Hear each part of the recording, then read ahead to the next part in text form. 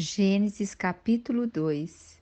Aqui começa, né, que foram concluídos os céu e a terra, como todo o seu exército. No sétimo dia, Deus já havia terminado a obra que determinara nesse dia e descansou de todo o seu trabalho que havia realizado.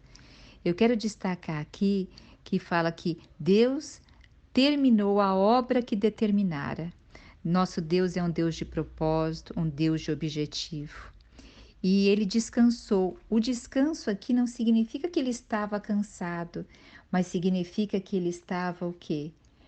Prazeroso por aquilo que ele fez. Ele achou muito bom. Então, o descanso é um momento assim de reflexão, de relembrar sua identidade, de relembrar as coisas que te traz esperança, como a própria Bíblia diz, né? Trazer à memória aquilo que me traz esperança. E também aqui nós temos esse dia que é o sábado, que é o sabate, que significa literalmente cessar. Então, cessou aquele período daquela obra e ele viu aquela obra realizada. E o sabá é um estado de espírito, de paz, de tranquilidade, de felicidade na presença de Deus. Os judeus até hoje, eles guardam o sábado, e no sábado eles sempre relembram a história da saída deles do Egito para ir para a terra de Canaã, trazendo todas as bênçãos que Deus deu para eles saírem ali. Então eles relembram isso e ao mesmo tempo eles reforçam quem eles são, eles reforçam a sua identidade. E o sabá, para eles, é extremamente importante, porque eles realmente se firmam nisso. Olha que coisa gloriosa. Mas, mais uma vez, recordando, o sábado, hoje, pode estar no nosso coração, o sabá. Porque o nosso sabá hoje é estar na presença de Deus. Esse momento que você está ouvindo esse áudio, que você vai ler Gênesis 2 e depois vai colocar o versículo que Deus mais tocou a seu coração aqui no grupo, esse é o seu sabá. Esse é um momento seu de descanso, de olhar para aquilo que traz esperança, para ver a sua verdadeira identidade, de onde você veio e para onde você vai. Esse sabá hoje ele pode ser todos os dias no nosso coração, estando na presença de Deus. Na presença de Deus vem paz, vem tranquilidade, vem uma felicidade e vem uma alegria que excede todo o entendimento, porque vem de Deus, vem do trono dele. Então, hoje não é questão de ter um dia para isso, é ter todos os dias, principalmente separando um momento para isso. Então, hoje, separe seu momento para ler Gênesis 2 e coloca aqui no grupo o versículo que mais falou ao teu coração. Dessa forma, você vai estar exercendo o sabá no seu coração, dando a primazia a Deus. E aqui no capítulo 2 fala o que é a origem da humanidade. E até então não havia brotado nenhuma árvore sobre a terra, as ervas, porque ainda não havia chovido.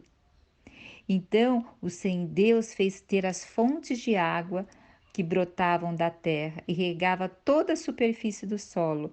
E dessa forma o solo ficou molhado e o Senhor pôde modelar o ser humano, pôde formar o ser humano do pó da terra, da argila, né?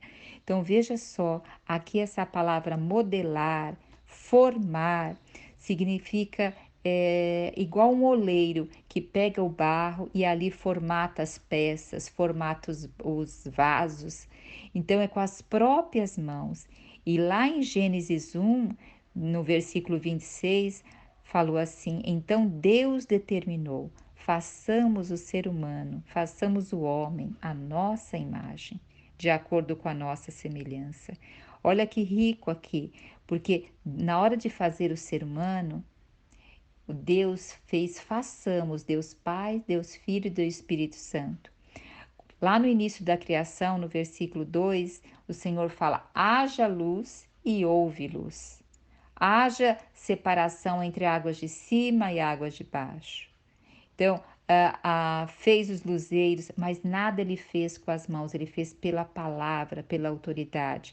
Mas nós os seres humanos, o próprio Deus colocou a sua mão para fazer. Nós somos o poema de Deus, nós somos feituras de suas mãos, como diz lá em Efésios, né? E também o Senhor fez o que? Soprou na narinas do homem. Ele fez o homem o que? Alma vivente. O Senhor fez nos fez a sua imagem e semelhança e soprou dentro de nós. Quando o Senhor soprou, o homem começou a respirar. E a respirar o que? Respirar a própria natureza de Deus, que o Deus o havia formado. E o Senhor, aqui o Deus, ele plantou um jardim na região chamada Éden. E esse jardim, hoje, ainda não se sabe exatamente onde ele ficava, mas o importante é o que significava esse jardim. Esse jardim proporcionava abrigo, alimento, beleza, água, comunhão com Deus e companhia humana. Tudo que nós precisamos para a vida, não é verdade?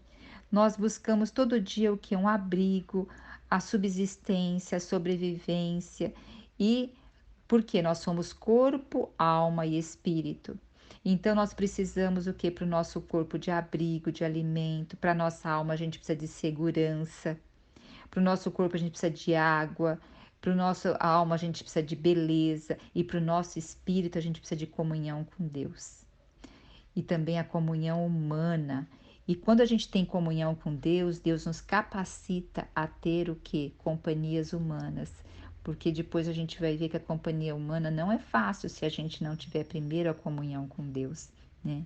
Então, o Éden, aqui ele fala que ele, lá no Éden, ele colocou rios, e ele fala que esse rio tinha 4 braços, e fala o nome aqui dos rios, né? Pison, Gion, Tigre, Eufrates, e cada rio desse tem um significado enorme dentro da palavra de Deus, tem muito a ver com a natureza de Deus, e só que a gente não vai entrar nesse tema agora que ele é extenso também, né?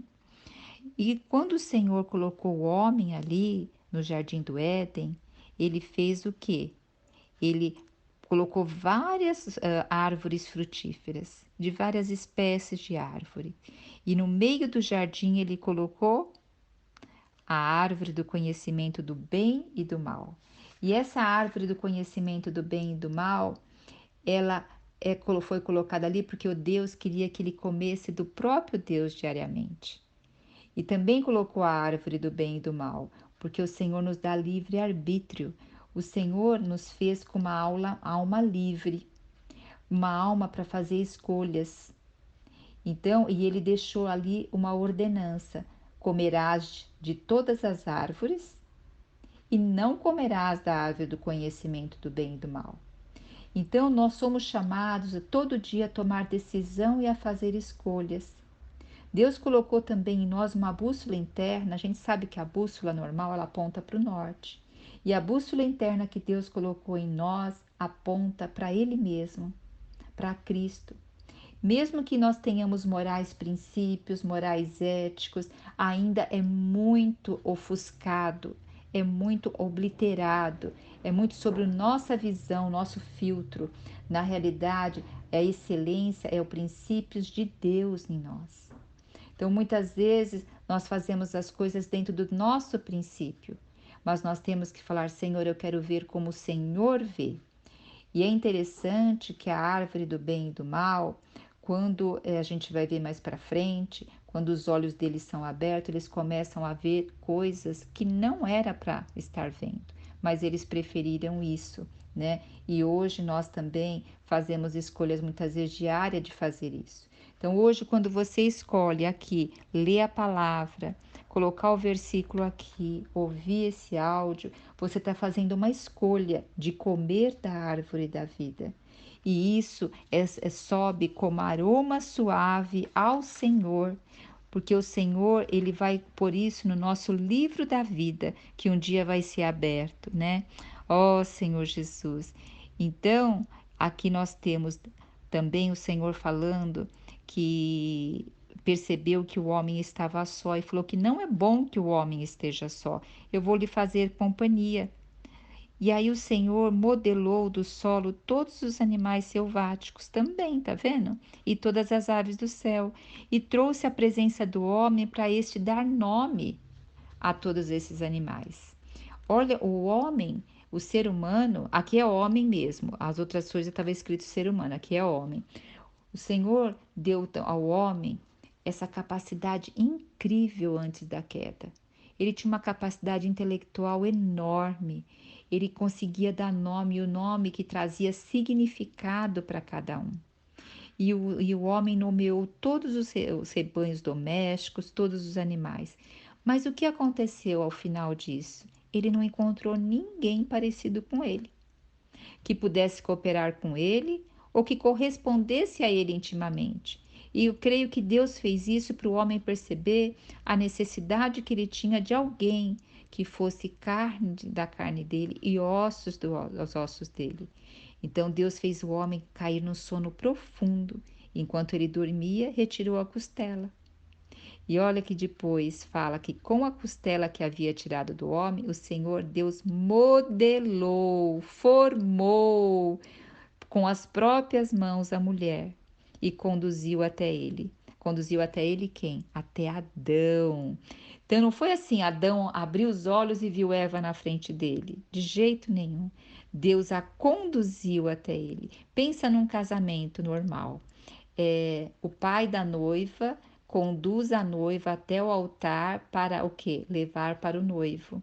Então, aqui Deus está conduzindo Eva, ou melhor, a mulher, a Adão.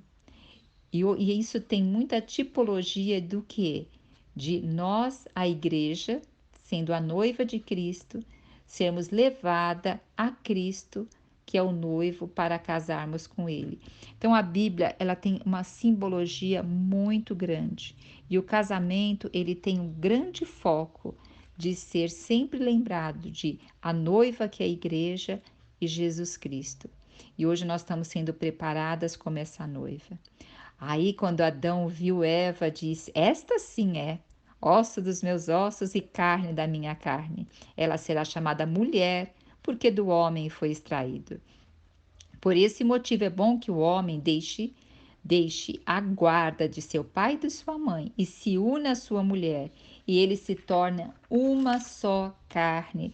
Aqui a gente tem o princípio que do casamento, né? E esse princípio a gente vê um milagre triplo, que é o milagre biológico de duas pessoas numa só carne, como diz aqui o versículo. Nós temos o milagre social de duas famílias são inseridas uma a outra e temos um milagre espiritual, que é esse relacionamento que retrata Cristo e a sua noiva, como diz lá em Efésios 5, né? Que coisa rica que nós temos aqui. E aí termina: o homem e a mulher viviam nus e não se envergonhavam. Por que que eles não se envergonhavam? Porque eles comiam da árvore da vida. Não tinha entrado ainda o conhecimento do bem e do mal neles. E eles podiam viver contemplando a glória de Deus e também refletindo a glória de Deus.